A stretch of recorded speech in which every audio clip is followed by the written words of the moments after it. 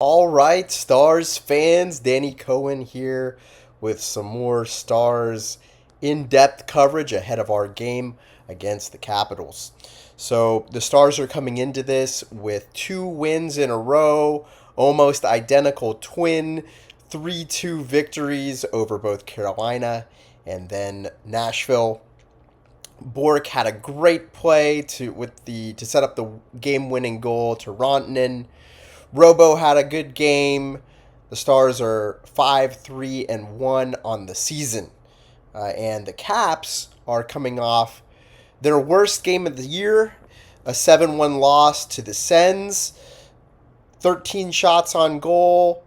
They're 6-3-0 on the year in the top 10. So usually when you have a team that comes off of a big embarrassing loss like that, they're going to come with a little chip on their shoulder to make up for it. It's a good team, a very good team. It's a playoff team. Um, Ovechkin's sitting on 900 goals, and so there's some motivation there for him to be the first ever to 900. And I don't know if I want to see that against us, but that is exciting stuff nonetheless. So the Stars can catch the Jets with a win, and the Jets lost. They're playing as well. They can catch them for number 3 in the division. So this all has all of the makings for a really good game. So Dallas has got some injuries. We're out Duchesne, who took a big hit against the Minnesota Wild and looked like he was a little bit concussy. So hopefully he is on the mend, but as of now, he looks like he's going to be out. Jamie Benn out with a punctured lung.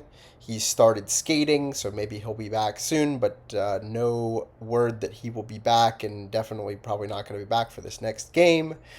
Then we got Niels Lundqvist, who was placed on LTIR. He's not going to be in there. And Rupe Hintz is freshly out with a. He also took a big hit. I hope that he's not concussed as well. So the Stars lineup is going to be similar to the last game, unless there are any changes between now and the time of puck drop.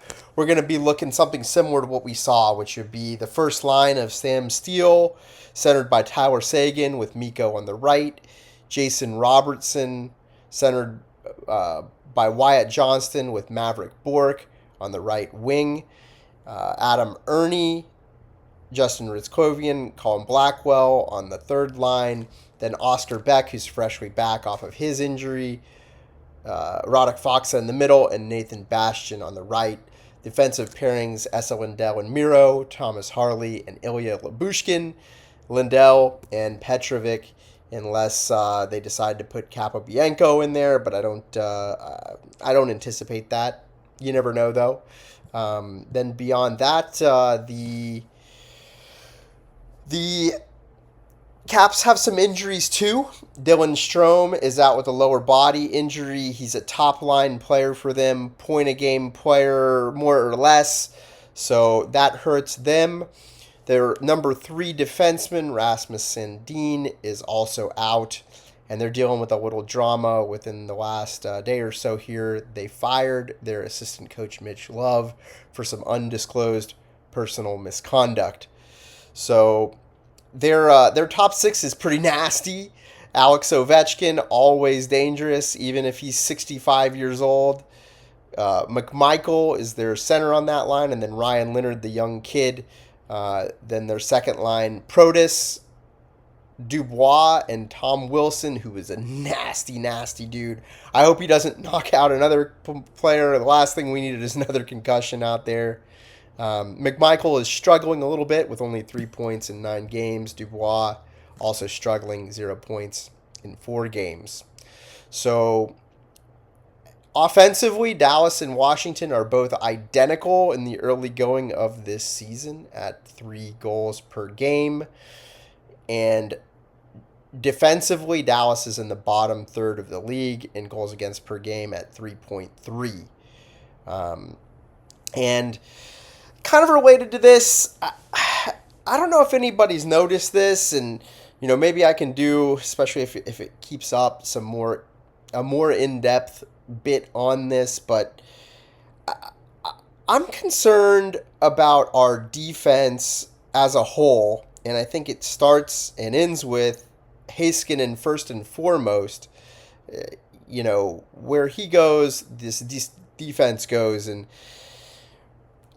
for someone who is supposedly one of the top five, a lot of people consider him a top five defenseman in the league.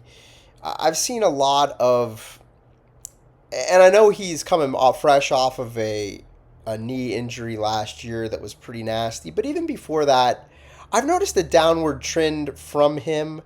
I don't know if anybody remembers his first shift that he ever took in this league, where he was just absolutely flying. His puck rushing skills were just incredible. He was pretty flawless defensively. It was hard to find a lot of mistakes that he makes. Everybody makes a few, but he was very, very steady Eddie on the back end. At one point he put up 70 points, 70 plus points one year, and even before his knee, he looks sluggish to me. Usually with a defenseman, you have an upward trend as they get more experience in the league, and defensemen tend to age like fine wine, and he is just.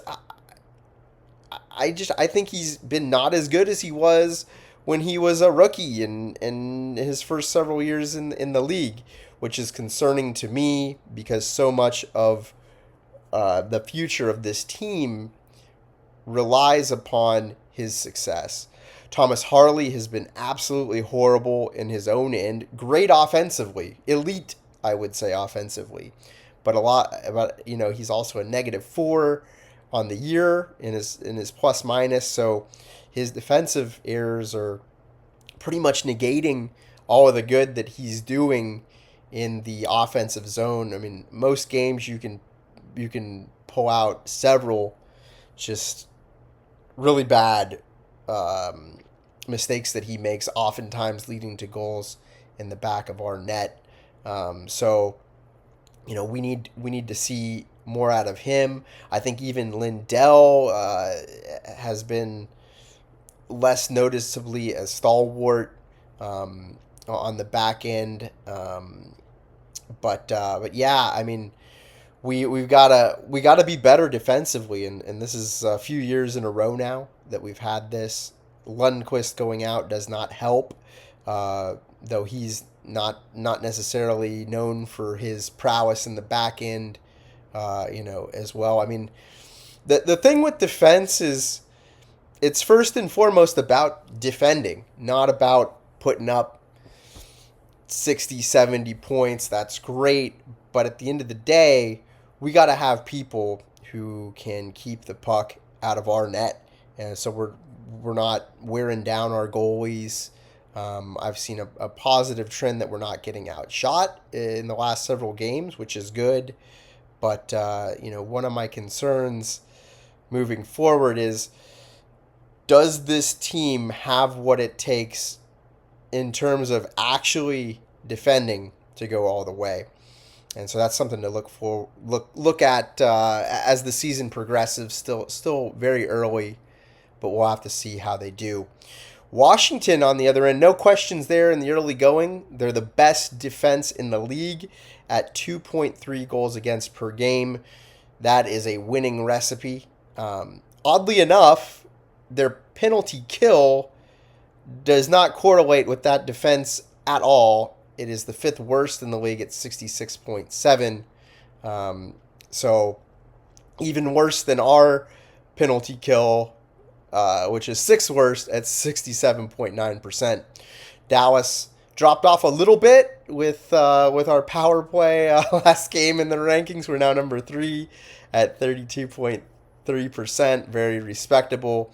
Washington is middle of the pack with 20.7%. So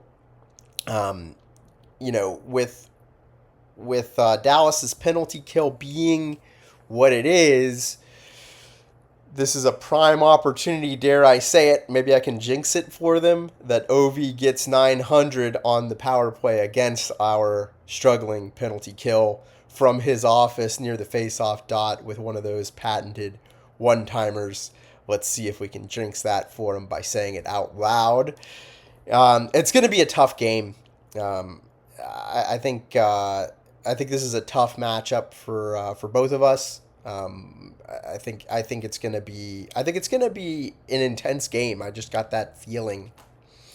We're starting a 4-game gauntlet against them. Then Tampa Bay, Florida, Edmonton are all coming up. So these are all playoff teams from last year. It's going to be hard fought points here for the next week or so. So it's going to be very important for us to get off on the right foot here. We need to start with a lead as opposed to the last good handful of games where we've been chasing it, and we need to get off with a lead and get the other team chasing for a change. I think that'll go a long way. I'm looking forward to it, and you can reach me at The Foil Hockey. That is TheFoilHockey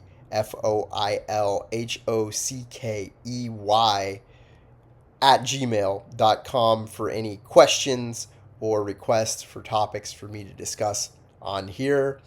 You guys have a good one. In the meantime, Stars fans,